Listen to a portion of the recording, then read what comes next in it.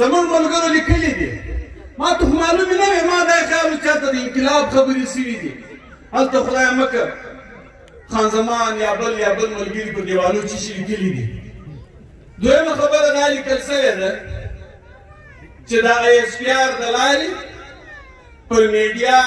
تسلط نه مني که چیرې بیا د حکومت پاکستان د ریاست پاکستان آئین تا ته اجازه درکوي چې جنگ جیو ARY فلانا پرنٹ او الیکټرانیک میډیا دی هر بیان هر سټیټمنټ د ISPR په اجازه جاری کوي سر په سترګو زموږ منظوره ده دا به د دې ملک آئین وایي که د دې ملک آئین دا وایي چې ISPR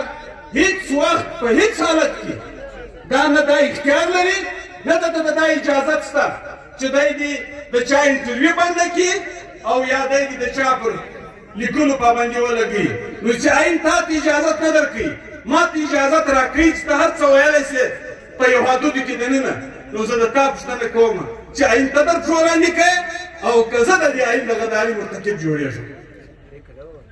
درېیمه خبره دوی لیکلي وو زموږ ملګرو لیکلي وو چې افغانستان میں امن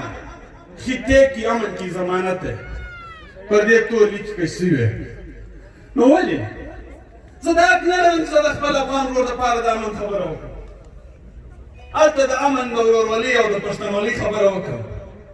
خو ته نن په دې نتیجه ورسېدې ستا د نن وزیر اعظم د پرون په انټرویوانو کې وایي چې کابل مجاهد طالب دا د دې ټول ذمهواره زموږ اسټابلیشمنټ زه نه وایم تا نن چینولی دي که دا خبره ستا دې سلیکټډ کړي نو بیا خو یوه مسله نه ده او که چیرې زه دا خبره وکړم چې نن هم په افغانستان کې امن د دې خاورې د عدل مداخلت سره تړلی نو ته په دې خوا بدئ زه خواست درته کوم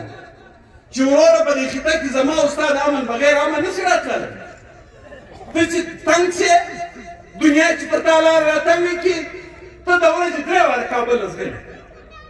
3 واره او ته چې تنګ شې ته بیا اشرف غني